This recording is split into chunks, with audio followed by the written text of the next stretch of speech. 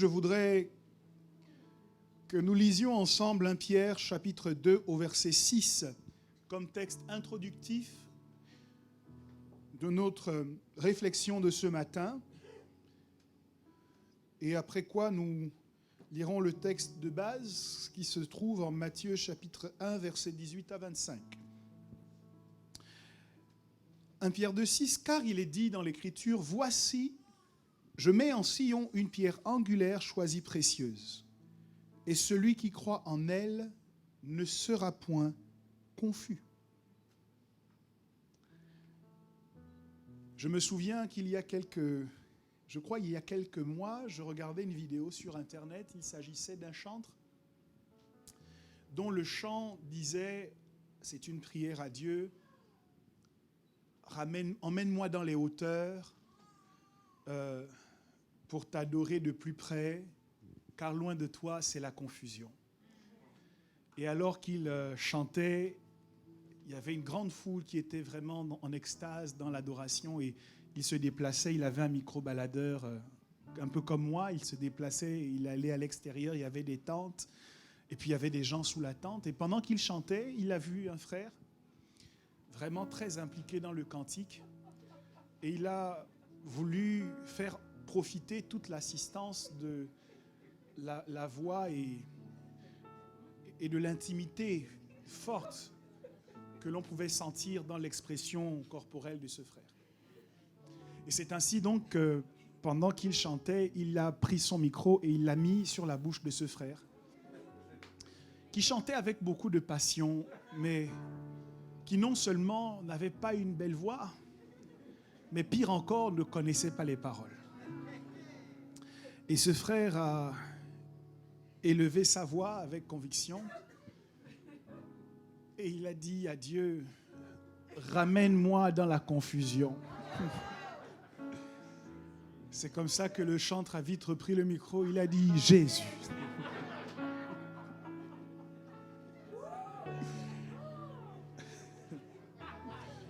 Parce qu'il était clair pour le chantre que ça ne pouvait pas être une prière que de demander à Dieu de nous ramener dans la confusion. Je suppose qu'il avait en pensée ce texte d'1 Pierre 2, 6 qui dit « Je mets en Sion une pierre angulaire choisie précieuse et celui qui croit en elle ne sera point confus. » Cela fait partie des avantages de la foi puisque c'est la série dans laquelle nous sommes. Nous avons commencé à questionner ce que nous gagnons en croyant. Quels sont les avantages qui sont liés au fait de croire? Nous avons eu l'occasion de parler de la mentalité de l'eau vive. Celui qui croit en moi, des fleuves d'eau vive couleront de son sein jusque dans la vie éternelle. Nous avons également parlé de quoi avons-nous parlé la semaine dernière? La crainte du jugement, puisque Jésus dit que celui qui croit en moi, celui qui croit en celui qui m'a envoyé ne vient point en jugement. Donc nous croyons que lorsque nous manifestons notre foi, je parle de la foi pistis, je parle de la foi de l'engagement, je parle de la fidélité à Dieu.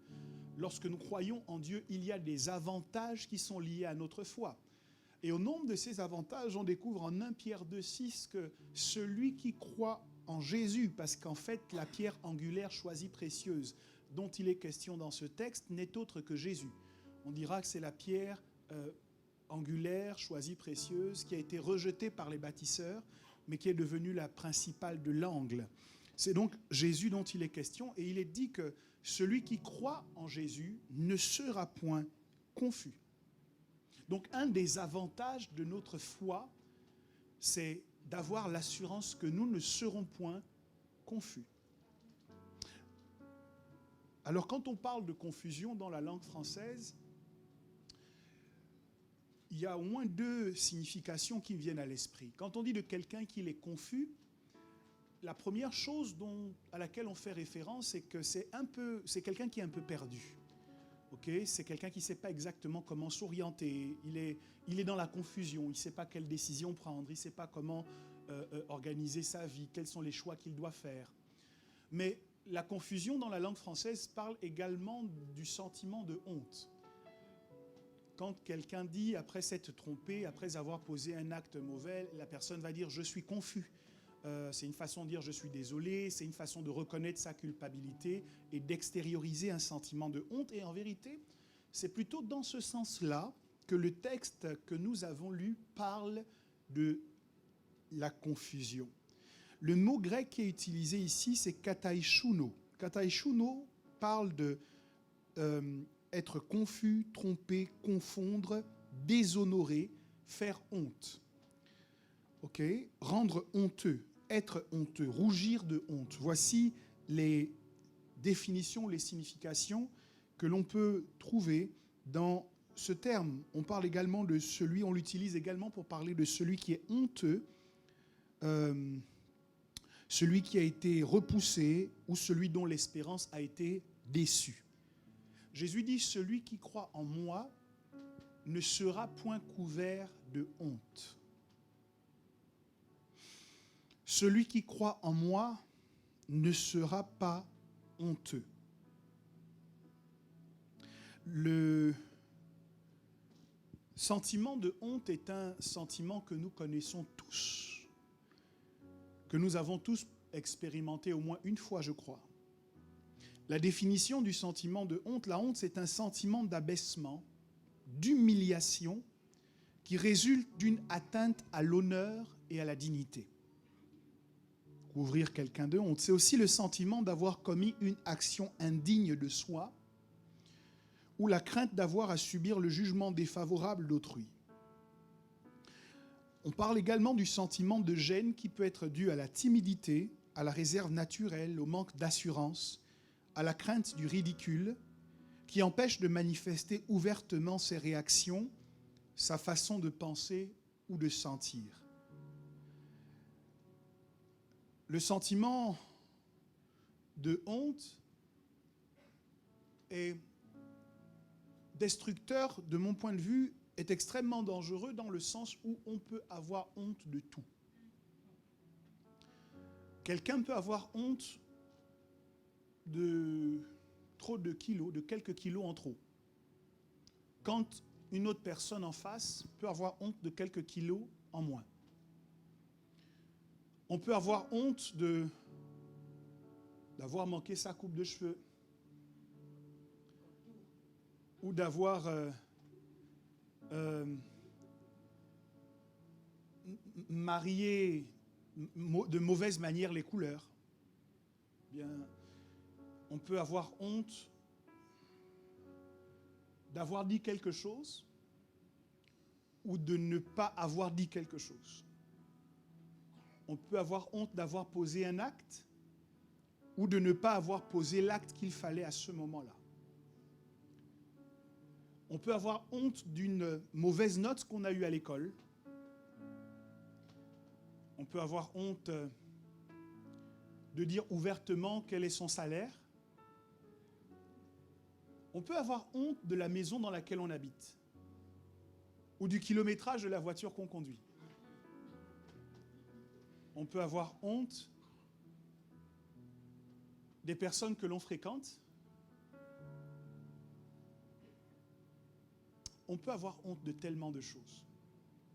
Et ça ne serait pas si grave si ce n'était qu'un sentiment, mais le problème c'est que ce sentiment va avoir un impact sur la manière dont nous vivons. Une personne qui est atteinte par le sentiment de honte va manquer de l'assurance nécessaire pour saisir toutes les opportunités qui s'offrent à elle dans la vie. Une personne qui est prise par le sentiment de honte aura du mal à dépasser ses incapacités pour s'élancer avec assurance dans sa destinée. C'est donc réjouissant pour nous d'apprendre que lorsque nous croyons en Jésus, il a aussi inclus dans le package une porte de sortie qui concerne justement le sentiment de honte. C'est réjouissant de savoir que Dieu prend aussi en considération ce que nous ressentons au-dedans de nous-mêmes et que par la foi, nous pouvons ressentir les choses différemment. Que l'un des avantages de la foi, parce que souvent lorsqu'on parle de la foi, on parle de son implication, de sa manifestation extérieure. Par la foi, on a pu conquérir des royaumes. Par la foi, on a pu mettre en déroute des armées. Mais la foi a cet avantage insoupçonné qu'elle commence d'abord à nous reprogrammer de l'intérieur. Et c'est certainement parce qu'elle nous reprogramme d'abord de l'intérieur que nous sommes ensuite en capacité d'affecter l'extérieur. Jésus est donc concerné par ce que nous ressentons. Un magazine de psychologie que je lisais disait que l'une des choses qui donne de la force à la honte, c'est justement qu'elle nous force à nous replier sur nous-mêmes parce que personne ne prend plaisir à parler de ce qui lui fait honte. Et moins nous en parlons, plus nous sommes honteux par rapport à certaines choses. C'est en considérant tout cela que nous pouvons approcher ce texte avec, avec un cœur reconnaissant vis-à-vis du Seigneur, puisqu'il dit « Voici, je mets en Sion une pierre angulaire choisie, précieuse, et celui qui croit en elle ne sera pas couvert de honte. » Jean-Paul Sartre a dit au sujet de la honte qu'il faut au moins 2 ingrédients pour avoir honte. Il faut quelque chose que l'on appelle ou que l'on identifie comme un défaut, et il faut également le regard des autres. Ce défaut, quand nous sommes seuls à le connaître et seuls à l'assumer, ne nous affecte pas autant que lorsque le regard des autres se pose sur ce défaut. Nous interprétons leur regard comme une inquisition, comme un jugement. Et c'est aussi de cela que Jésus vient nous sauver lorsqu'il nous engage à mettre notre foi en lui. Il dit, si vous croyez en moi, même les imperfections que vous avez n'auront plus autant de pouvoir que cela sur vous. Les défauts que vous avez n'auront plus autant de pouvoir sur vous parce que vous aurez mis votre foi en moi. Cela me permet d'ouvrir une piste d'explication au sujet de la foi et pourquoi nous disons que l'objet de la foi est si important. La foi permet un transfert. Lorsque nous croyons en Jésus, cela permet à Jésus de transférer quelque chose qui est en lui sur nous. Alléluia. Lorsque nous croyons en un coach, en un évêque, en un pasteur, lorsque nous croyons en nous-mêmes ou que nous croyons en notre force principale, nous serons rattrapés par le mauvais objet dans lequel nous avons investi notre foi, parce que tout ce en quoi nous mettrions notre foi qui n'est pas Jésus est imparfait. Et donc nous pouvons puiser dans cette chose de la force et de l'encouragement, mais les imperfections de cette chose ou de cette personne nous seront transmises également. En revanche, lorsque nous investissons notre foi en Jésus, ce que nous recevons de Jésus, c'est la perfection de Christ. Et donc, nous ne nous approchons pas de Dieu de par nos défauts, mais nous nous approchons de Dieu en nous appuyant sur la perfection de Christ. Par Jésus, le Père s'est organisé pour que nous puissions bénéficier des perfections du Fils, même là où nous avons des défauts. Si ce n'est que par moi, Dieu ne devrait pas m'exaucer. Mais puisque je prie au nom de Jésus, et que Jésus est sans défaut, et que Jésus n'a jamais péché, et que Jésus est digne de recevoir l'exaucement, alors je peux m'attendre à être exaucé parce que ma foi n'est pas dans mes propres capacités, ma foi est en Jésus. Je ne prie pas en mon nom, mais je prie au nom de Jésus. Donc je reçois ce qui normalement est destiné uniquement à Jésus.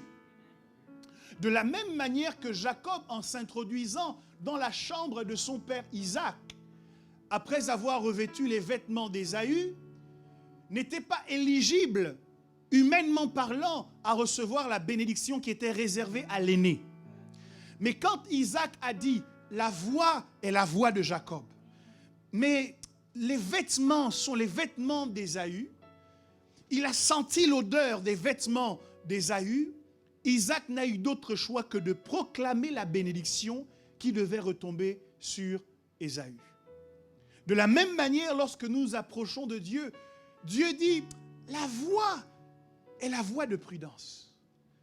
La voix est la voix de Cyrlène. La voix est la voix de Bernard. Mais les vêtements sont les vêtements de Jésus.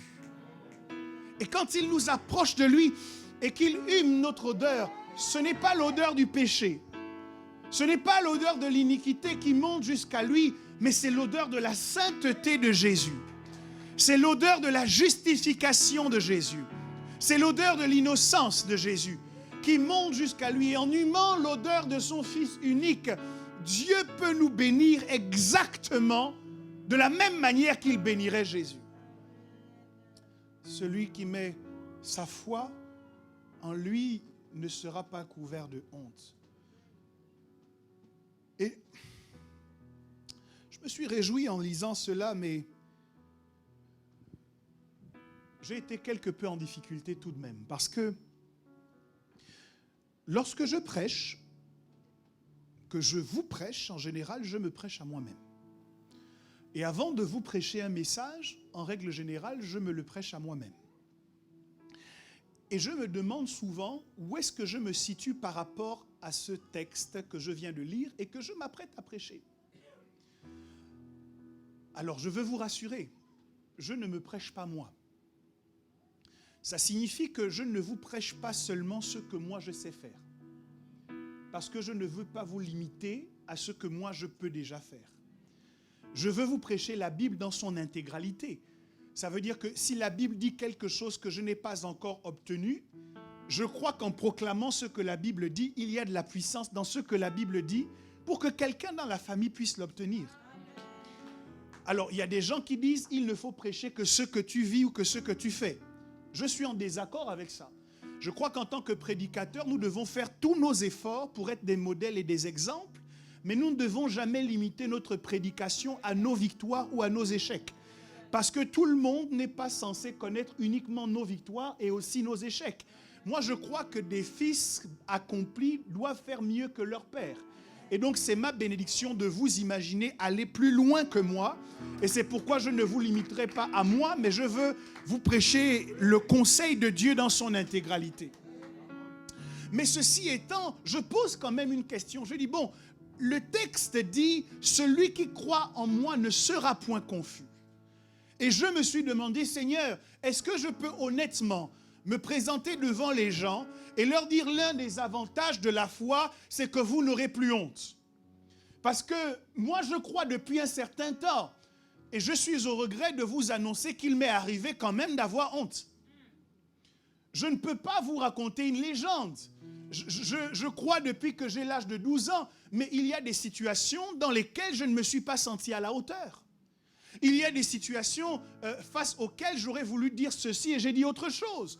Ou j'aurais voulu faire cela et j'ai fait autre chose. L'apôtre Paul, d'ailleurs, nous montre que ce n'est pas quelque chose qui est propre uniquement aux prédicateurs d'aujourd'hui, puisqu'il dit « Le bien que je veux faire, je n'arrive pas à le faire, et le mal que je ne veux pas faire, c'est le mal que je fais. » Il en arrive à dire « Malheur à moi, qui me délivrera de ce corps de mort ?» Donc l'apôtre Paul aussi avait des choses qui le dérangeaient. Lorsqu'il prie afin d'être délivré de l'écharde dans la chair, c'est quelque chose qui lui causait un sentiment de honte. C'est quelque chose qui causait en lui de la confusion. Et c'est la raison pour laquelle, à 3 reprises, il a demandé à Dieu de l'en délivrer, de l'en libérer. Donc le texte me dit, celui qui croit en moi ne sera point confus. Mais quand j'observe ma vie, je ne connais pas ta vie, c'est à toi de l'observer. Mais moi, quand j'observe ma vie, je ne peux pas dire que j'ai vécu une vie où jamais plus je n'ai connu la honte depuis que j'ai connu Jésus. Donc il y a quelque chose dans ce passage qui me dérange. Il y a quelque chose qui me gêne. Or, je sais que la Bible est la vérité. La Bible est la vérité et la Bible me dit que celui qui croit en Jésus n'aura plus jamais honte. Alors je me demande, pourquoi les chrétiens ont encore honte? Pourquoi les chrétiens sont encore en face de la honte alors qu'un des avantages de la foi, c'est justement d'enlever l'opprobre de nous? Les promesses de la parole de Dieu sont nombreuses à ce sujet. Lorsque Dieu nous dit qu'il enlèvera la honte de nos cœurs, il enlèvera la honte de dessus nous et qu'il la remplacera par la réjouissance, par la célébration et qu'il fera de nous des exemples et des modèles et qu'il fera de nous la tête et non la queue et que nous n'emprunterons jamais mais que les nations viendront nous emprunter à nous. Il y a beaucoup de passages qui montrent que nous devrions être dans une autre situation, mais à cause de l'expérience de la vie, je suis obligé de m'interroger sur le sens de ce verset. C'est pourquoi le titre de mon partage ce matin, c'est une histoire honteuse. Je veux vous parler d'une histoire honteuse en Matthieu chapitre 1, versets 18 à 25. Il est écrit, voici de quelle manière arriva la naissance de Jésus-Christ. Marie, sa mère, ayant été fiancée à Joseph, se trouva enceinte par la vertu, dites avec moi, par la vertu du Saint-Esprit. Avant qu'ils eussent habité ensemble, Joseph, son époux, qui était un homme de bien et qui ne voulait pas la diffamer, se proposa de rompre secrètement avec elle.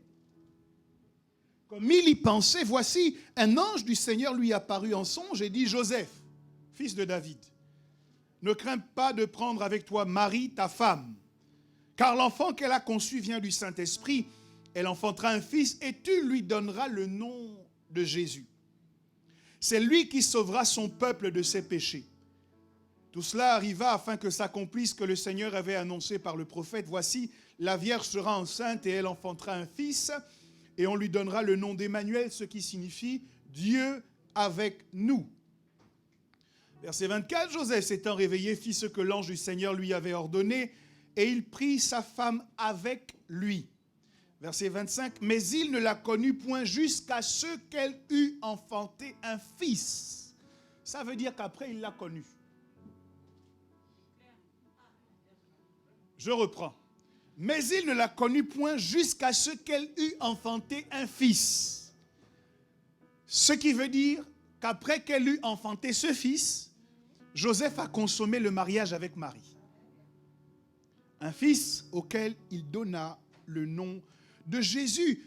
Vous serez surpris que j'ai intitulé mon partage « Une histoire honteuse » parce que les protagonistes de l'histoire que je viens de vous présenter, et d'ailleurs l'épisode que je viens de lire ici, est justement un épisode fondateur de l'histoire du christianisme.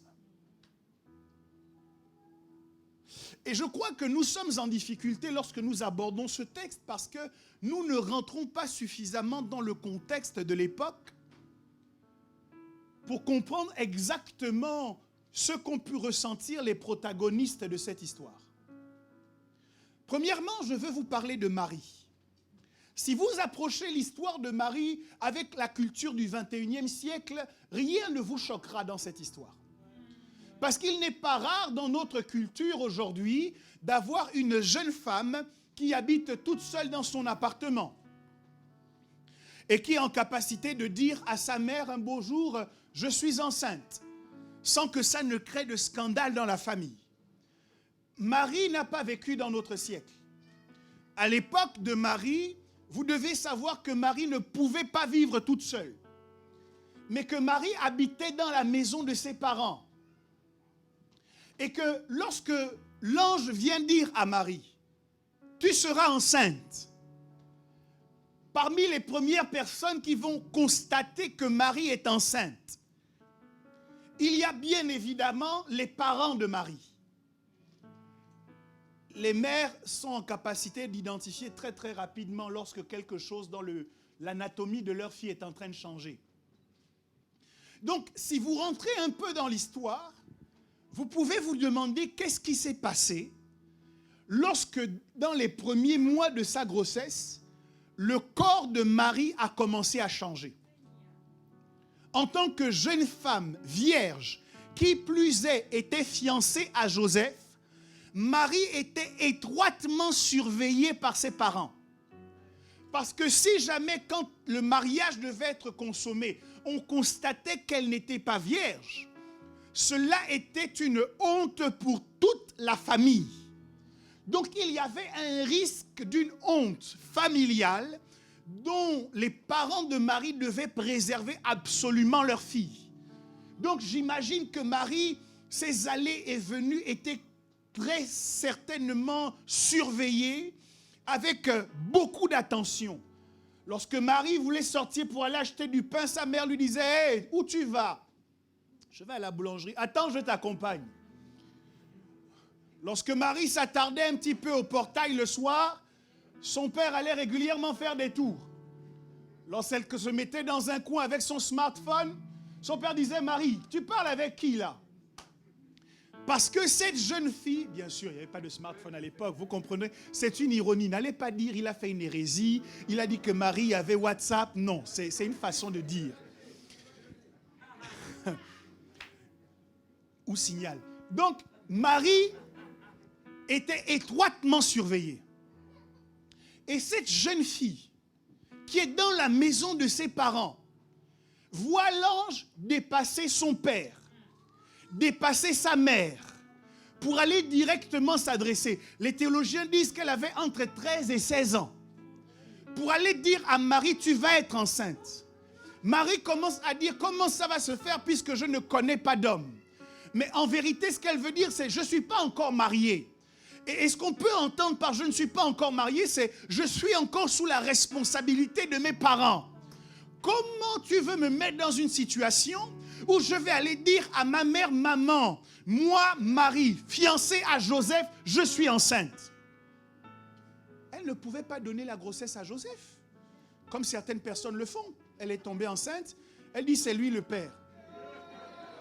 Elle ne pouvait pas faire ça, parce que les parents les surveillaient tellement qu'il était improbable que Joseph ait pu réussir à s'introduire discrètement pour aller avoir des relations avec Marie.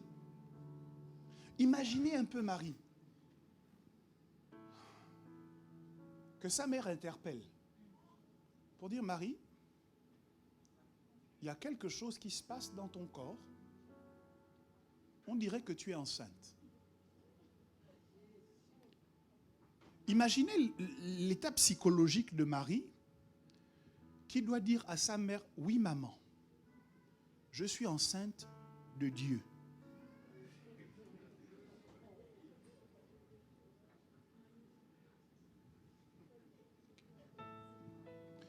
En Israël, ce genre de situation pouvait se régler par la lapidation.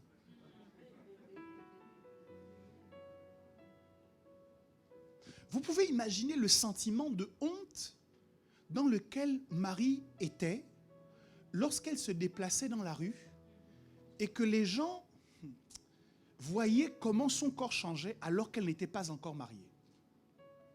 Alors peut-être qu'on l'a cachée pour essayer d'éviter d'avoir honte, mais j'ai quelques doutes sur le fait que son histoire soit restée confidentielle parce qu'en Marc chapitre 6 au verset 3, quand les gens ont vu Jésus, ils ont dit, n'est-ce pas le charpentier, le fils de Marie? Ce qui est une injure. Parce que dans la culture juive, on ne dit jamais le fils de la mère. On dit toujours le fils du père. Donc s'ils ont dit le fils de Marie, ça veut dire que c'était de notoriété publique que Jésus n'était pas le fils de Joseph. Imaginez la honte que Marie a dû porter dans sa famille et au milieu de toutes les personnes qui étaient dans son village. Dans son village, dans un village, tout le monde se connaît. Imaginez le regard qu'elle a dû soutenir. Imaginez les critiques qu'elle a dû entendre. Imaginez les jeunes filles qui se mettaient dans un coin et qui la regardaient du coin de l'œil et qui parlaient en riant à son sujet. Marie est rentrée dans une histoire honteuse. Mais ce qui me choque, c'est que Marie a connu la honte. Marie est rentrée dans l'humiliation à cause de la révélation. C'est une chose que de connaître la honte parce que vous avez mal agi. Mais c'est une autre chose de connaître la honte parce que Dieu agit. La raison pour laquelle Marie était dans cette situation compliquée, c'est parce qu'un ange de Dieu est venu la trouver. Je peux nous aider un instant? Je veux vous dire qu'avant de juger quelqu'un, vous devriez faire attention pour savoir exactement ce qui explique la situation dans laquelle la personne se trouve. Parce que l'humiliation de Marie était directement liée à la révélation de Marie. Marie était au courant de quelque chose que les gens autour d'elle ne savaient pas. Et donc Marie pouvait recevoir le jugement des autres, alors qu'en fait, elle était dans l'humiliation à cause de la révélation. Je pourrais également vous parler de Joseph. Joseph est fiancé à Marie. Joseph doit épouser Marie et puis il entend un jour sa fiancée qui lui dit « Écoute, tu sais, en fait, je suis enceinte. » Joseph est au courant qu'il n'a jamais couché avec Marie. Je suis enceinte, ça veut dire j'ai certainement couché avec quelqu'un d'autre que toi. C'est pour cette raison que Joseph réfléchit en se disant le mariage ne peut plus avoir lieu, je dois me séparer d'elle. Joseph ne va pas se séparer de Marie uniquement parce qu'il est jaloux et parce qu'il est en colère. Joseph doit se séparer de Marie parce que c'est également une honte pour lui d'épouser une femme dans cette situation. Bien. Je pense d'ailleurs que quand Joseph choisit d'accepter de prendre Marie pour femme, Joseph sacrifie beaucoup plus que ce que nous pensons. Dans la culture juive à l'époque, lorsqu'un homme prenait femme, il devait ramener cette femme dans son village. Et il construisait une pièce, il construisait une pièce attenante à la maison de son père, qui serait désormais l'habitation de lui et de sa femme. Ça veut dire qu'il était commun, habituel, pour un homme d'un certain lieu, d'aller prendre femme dans un lieu et de la ramener du lieu d'où il était originaire. Cependant, lorsque César va publier un édit demandant à tout le monde d'aller se faire recenser dans sa ville de naissance, on découvre que Joseph n'a pas ramené Marie dans sa ville de naissance. Sinon, il n'aurait pas eu à faire tout le long voyage qu'ils ont fait. La raison pour laquelle Joseph est obligé de faire tout ce long voyage, c'est parce que quand il a épousé Marie, il n'a pas pu venir se réinstaller à Bethléem. Bethléem, c'est son village. C'est là qu'il y a sa famille. Je pousse un peu. Joseph a grandi là. Dans cette ville, tout le monde le connaît. Vous imaginez que vous arrivez dans une ville où tout le monde vous connaît. Vous avez votre femme qui est enceinte. Et puis quand vous allez voir l'aubergiste, il vous dit, il n'y a plus de place. Et dans la ville où tout le monde vous connaît, personne ne peut vous héberger avec une femme enceinte qui est sur le point d'accoucher.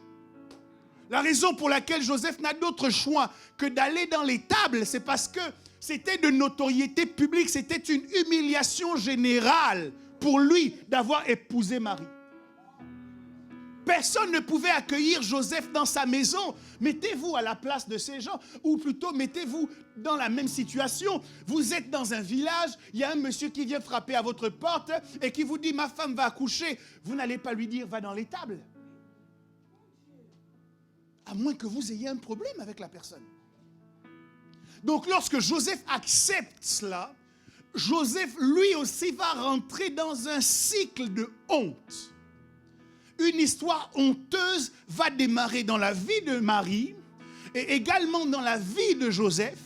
Et la raison d'être de cette histoire honteuse me choque. C'est que aussi bien Marie que Joseph sont rentrés dans l'humiliation à cause de la révélation. C'est parce que Joseph a vu un ange lui apporter une révélation qu'il a accepté de rentrer dans cette alliance. Et le résultat de cette alliance, c'est qu'il a perdu toute la dignité qu'on avait pour lui. Cette révélation ne porte pas sur un prophète. Cette révélation ne porte pas sur un apôtre. Mais cette révélation porte sur la personne même de Jésus. J'essaie de dire que le premier couple de l'histoire de l'humanité qui a reçu Jésus, à l'instant même où ils ont été au courant qu'ils allaient recevoir Jésus, la première chose qu'ils ont connue, avant l'or, avant l'encens, avant la myrrhe, c'est la honte.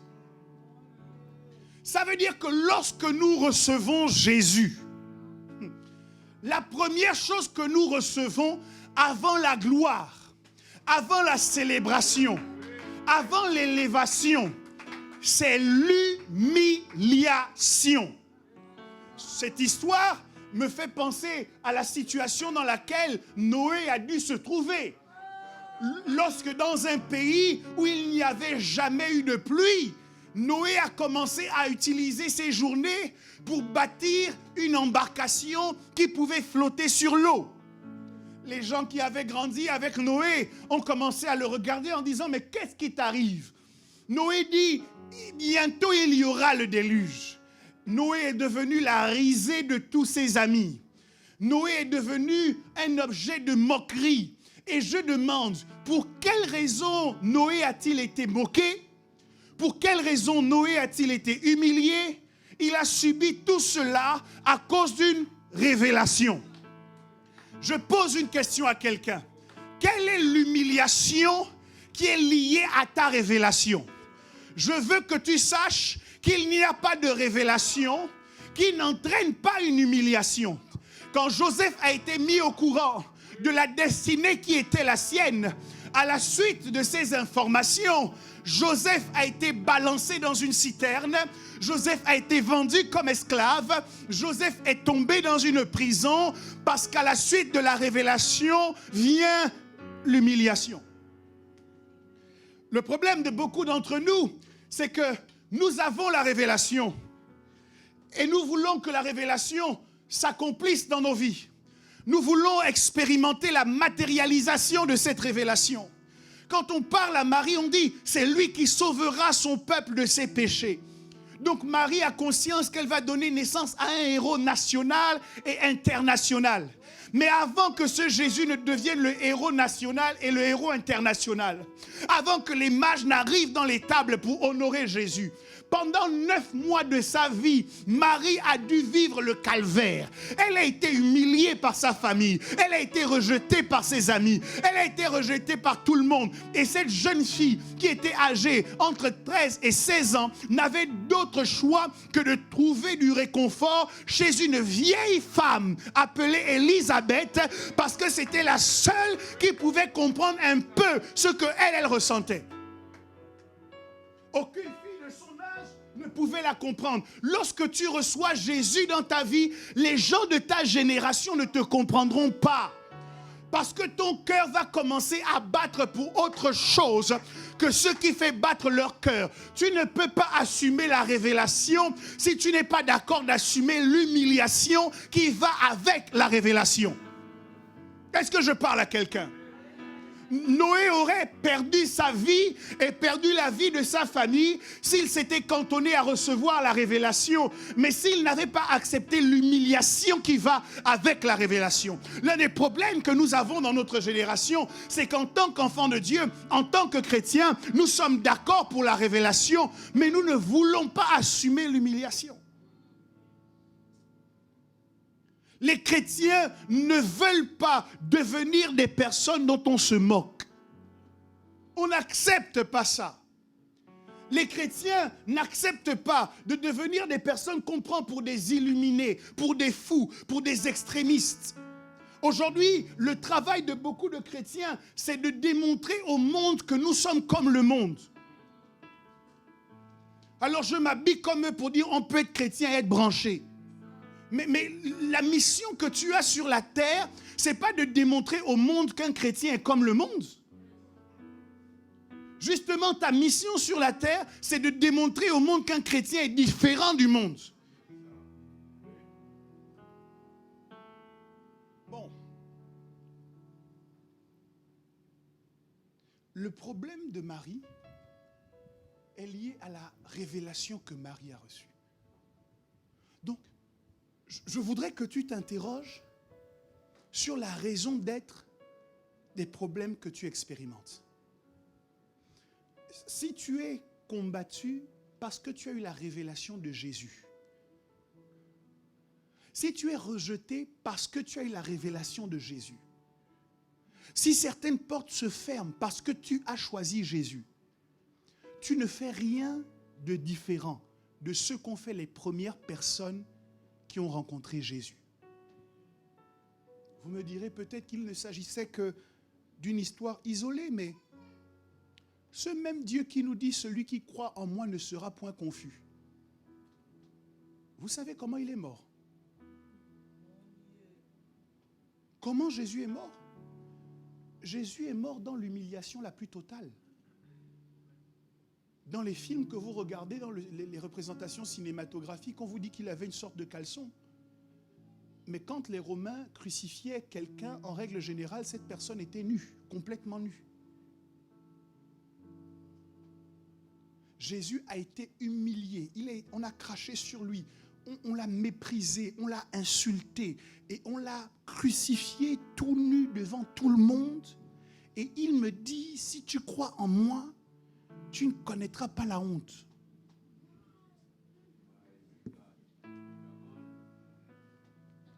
Je dis, Seigneur, oui, je suis d'accord d'avoir la foi, mais quand même. Parce que quand il dit, celui qui croit en moi, il chassera les démons. Mais dans sa vie, j'ai vu qu'il a chassé les démons. C'est bon. Il guérira les malades. Je peux croire. Je l'ai vu guérir les malades. Mais il dit, il ne connaîtra pas la honte. Maintenant, quand je regarde sa vie, il arrive dans un temple, il prêche. À la fin, on veut le lapider.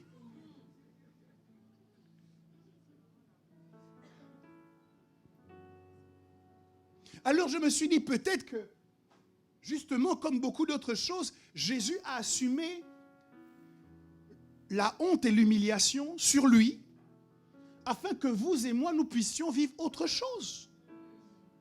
Peut-être qu'il a, puisque la Bible nous dit, par ses meurtrissures, nous avons la guérison, il est possible que Jésus ait choisi d'assumer la honte sur lui, afin de nous relâcher la dignité, afin de nous relâcher les honneurs. Mais dans ces conditions, les apôtres,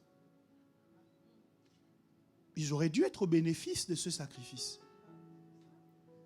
Mais quand je regarde la vie de Pierre, je suis désolé, mais je ne vois pas l'élévation. En tout cas, au sens des hommes, je vois beaucoup d'humiliation. Je vois Pierre, un père de famille, qui est attrapé en place publique et qui est fouetté devant les gens. Et puis, j'entends que dans la tradition, Pierre est mort crucifié, lui aussi, avec la tête en bas. Je me dis, mais où est le texte? Ou bien ils ont rajouté ça après? Ah non, on ne dit pas ça. C'est pas vrai. C'est les détracteurs de la Bible qui disent ça. Je demande où est la matérialisation de ce texte. Regardez l'histoire de tous les apôtres. On nous dit qu'ils sont tous morts en martyrs. Ça veut dire qu'aucun d'eux, à la fin de sa vie, n'a été plébiscité. Aucun d'eux, à la fin de sa vie, n'a connu la gloire, n'a connu un succès extraordinaire aux yeux des hommes. Aucun d'eux. Tous ont mis leur foi dans cette pierre angulaire choisie précieuse. Et au sens des hommes, ils ont tous connu la confusion.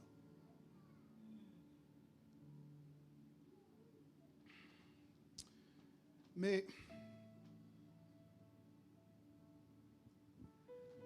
je comprends que, puisque ce texte est la vérité, il doit être compris différemment de comment nous le comprenons de prime abord.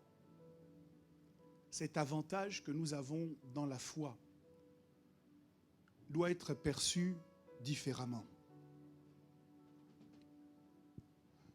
Comment le percevoir? Comment comprendre que ce texte est la vérité au regard de tout ce que nous subissons? Comment?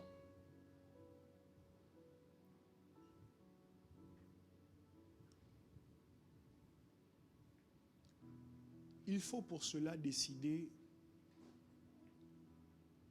de ne pas s'arrêter sur les épisodes de la vie, mais d'analyser premièrement la suite de la vie. Lors de la construction de son arche, Noé était humilié.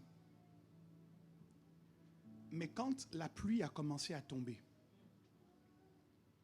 Noé est la personne que tout le monde voulait connaître dans tout le pays. Les gens ont fait une file d'attente devant l'arche de Noé. Tous ceux qui avaient critiqué Noé, qui s'étaient moqués de lui, qui l'avaient humilié, ont fait la file d'attente devant l'arche de Noé. En disant, Noé, souviens-toi, on a joué aux billes ensemble. Noé, en souvenir du bon vieux temps, Noé, s'il te plaît, ouvre-moi la porte. D'ailleurs, Dieu connaissant Noé, n'a pas laissé à Noé le soin de déterminer qui ouvrait et qui fermait.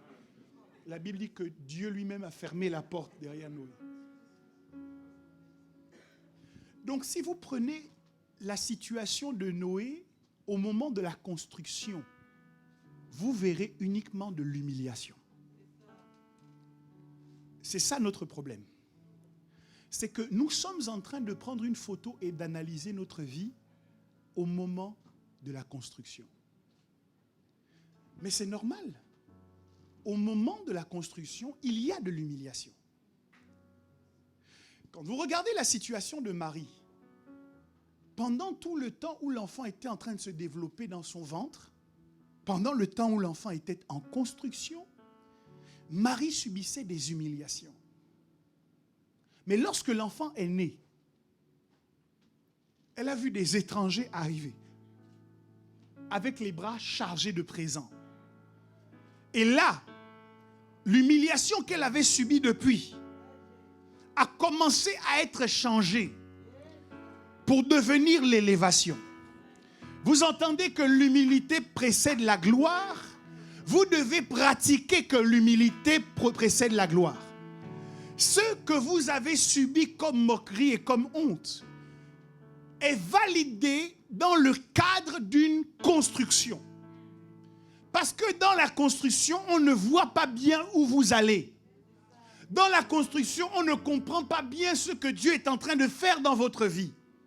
Et plutôt que de se taire, les gens qui manquent de sagesse, qui n'ont pas vu ce que Dieu est en train de faire et qui ne savent pas ce que Dieu est en train de faire, ouvrent trop rapidement la bouche pour juger et pour se moquer et pour murmurer et pour critiquer. Mais il y a une promesse dans l'atmosphère qui pose la question, est-ce que nous avons mis notre foi en lui? Et Jésus dit, si tu as mis ta foi en moi, même si pendant le processus de la construction tu es moqué, lorsque la construction sera arrivée à son terme, ton nom sera cité en exemple.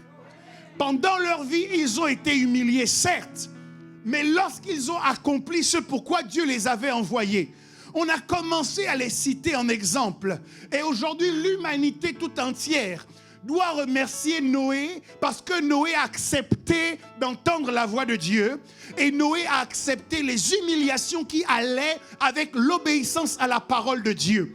Dieu cherche dans notre génération non seulement des gens qui vont entendre le son de sa voix, mais des gens qui vont être d'accord d'assumer l'humiliation qui va avec le fait d'obéir au son de la voix qu'ils ont entendue. Alléluia! Il y a pendant la construction une dose d'humiliation. Pendant que tu es étudiant, tu n'es pas encore arrivé au bout. Tu es encore en construction. Donc tu vas être encore abonné un peu de temps au cordon bleu. Je ne sais pas si ça existe encore. Tu vas être abonné pendant un peu de temps encore aux pâtes. Les gens qui vont arriver dans ta maison, tu ne pourras pas les accueillir avec un repas gastronomique. Il n'y aura pas encore de truffes sur ta table. C'est normal, c'est juste parce que tu es encore étudiant. Tu es en construction. Et puis tu commences à peine le travail. C'est normal que tu n'achètes pas tout de suite la dernière voiture qui vient de sortir.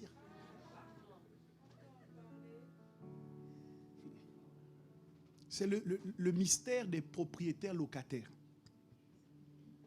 Propriétaire d'une voiture qui coûte au minimum l'apport que la banque demande pour acheter une maison.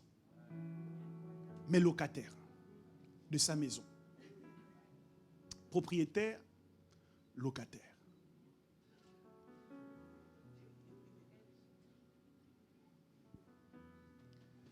Donc le texte de 1 Pierre 2,6 et cet avantage que nous avons dans la foi, qui consiste à dire que nous ne connaîtrons pas la honte. Quand il dit ne sera point confus, il parle du futur. C'est pour ça qu'il conjugue au futur. C'est-à-dire qu'avant que tu arrives au moment où tu es élevé, où tu es glorifié, il peut y avoir des temps où les gens t'humilient. Il peut y avoir un temps où les gens se moquent de toi. Un temps où les gens disent tu as gaspillé ta vie. Imaginez ce qu'on disait de Marie. Oh, une belle jeune fille comme ça. Elle avait la vie devant elle. Malheureusement, elle était trop pressée. Elle était déjà fiancée. Oh non, ça vraiment c'est le malheur. Sauf que quelque chose était en construction dans le ventre de Marie. Joseph, également, a certainement subi l'humiliation de tout le monde.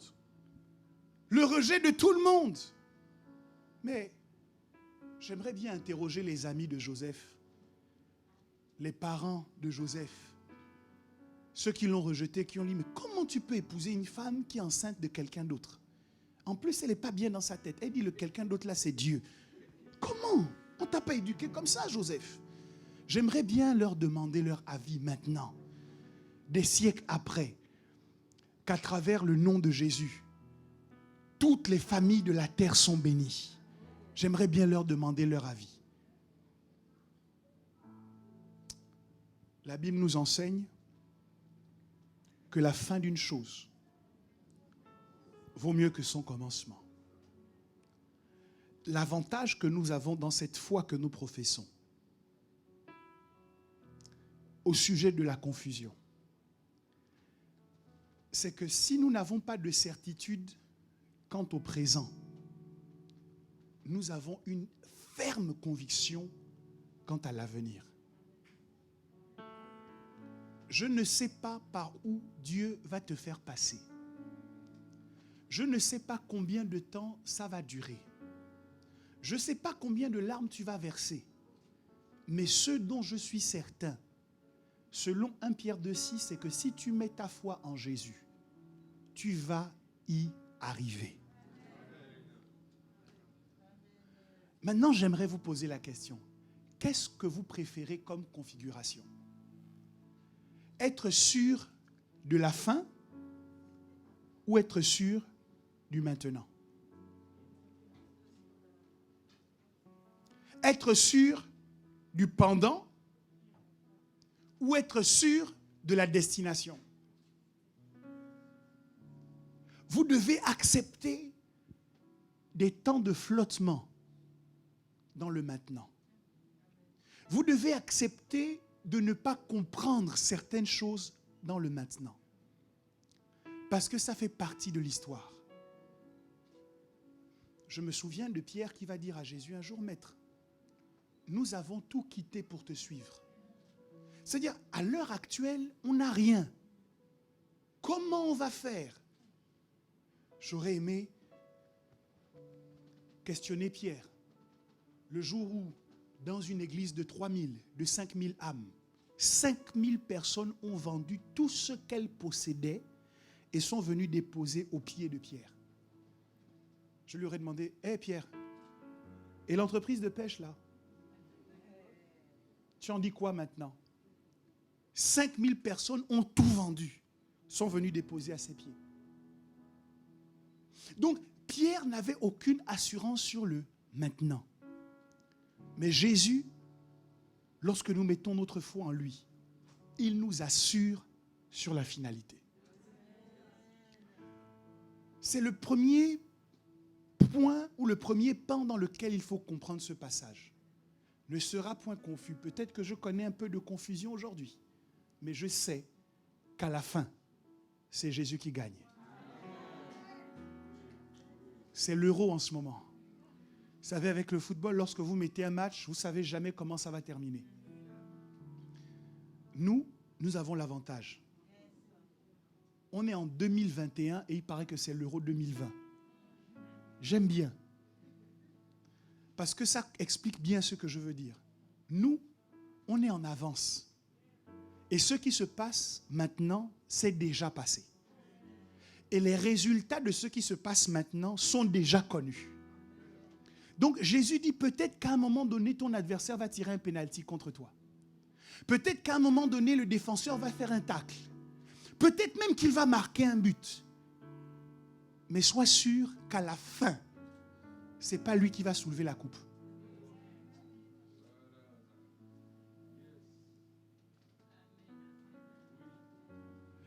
La deuxième façon dont je voudrais nous aider à comprendre ce texte, c'est que certes, aux yeux des hommes, Paul avait perdu toute sa prestance, toute sa notoriété et tout son niveau social élevé.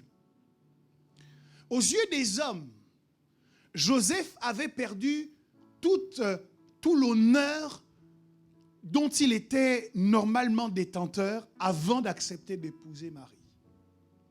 Aux yeux des hommes, Pierre a certainement tout perdu et tout quitté.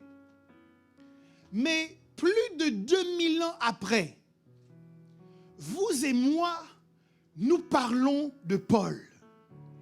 Nous parlons de Joseph. Nous parlons de Noé. Nous parlons de Pierre. Toutes ces personnes ont dit, ces apôtres, ils étaient 12 et ils ont bouleversé le monde. Ça veut dire que même si à leur mort, on a eu l'impression qu'ils avaient échoué, en fait, ils ont échoué dans l'échec. Je veux le dire autrement. Tout ce que le monde vous présente comme un élément de succès est en fait un échec aux yeux de Dieu. Et donc, nous avons mal lorsque nous échouons à réussir selon le monde. Dieu est en train de nous dire, quand tu échoues à réussir selon le monde, en fait, tu as réussi à réussir selon moi. Quand tu échoues à réussir selon les principes du monde, en fait, tu réussis à réussir selon les principes du royaume des cieux. Et la particularité du succès selon le monde, c'est que c'est un succès passager, un succès qui passe, un succès qui est vite oublié. Mais lorsque tu marques le royaume des cieux par ton passage, le royaume des cieux se fait le promoteur de tes exploits. Et on continuera à parler de toi.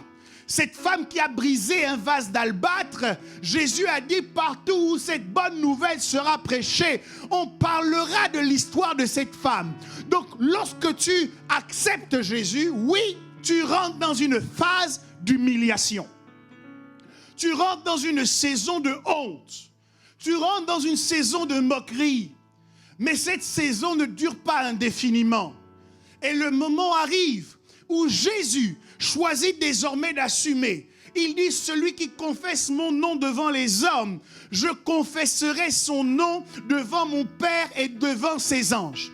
Lorsque tu prends position pour la foi, lorsque tu prends position pour la pierre angulaire choisie précieuse, celui qui prend position pour toi est éternel. C'est Jésus lui-même qui se positionne pour toi en ta faveur et qui décide de promouvoir ton nom auprès du Père. Non seulement la destination est assurée, mais également, dans le deuxième pan, le succès selon Dieu est assuré. Qui peut raisonnablement dire que Pierre a échoué dans sa vie? Qui peut raisonnablement dire que Jean a échoué dans sa vie? Ils sont tous morts martyrs, mais quand on parle d'eux, on dit qu'ils ont réussi. Pourquoi? Parce qu'ils n'ont pas réussi au sens du monde, mais ils ont réussi au sens de Dieu. Donc, voici comment je comprends ce texte. Celui qui croit en moi ne sera point confus signifie, premièrement, qu'il peut être sûr de la destination. Qu'au coup de sifflet final, lui, il sera parmi les vainqueurs. Deuxièmement, ça veut dire que celui qui met sa foi en moi investit son don, ses talents, son argent, son énergie dans un placement sûr qui portera forcément des résultats.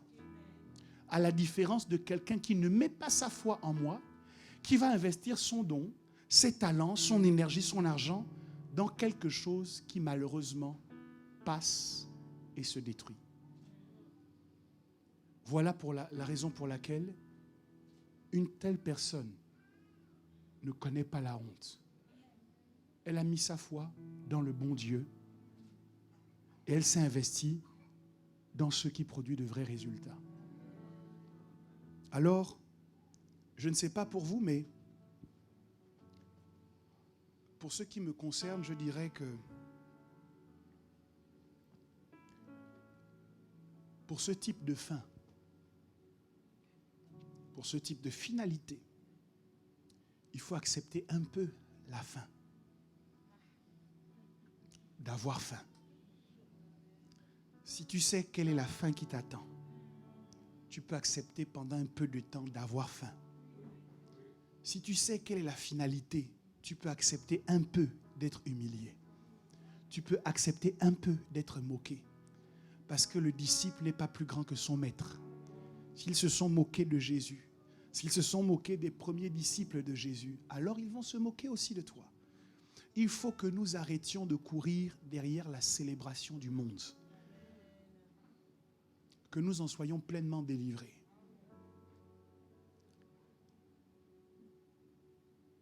Sinon, nous sommes dans l'autre pan de la confusion.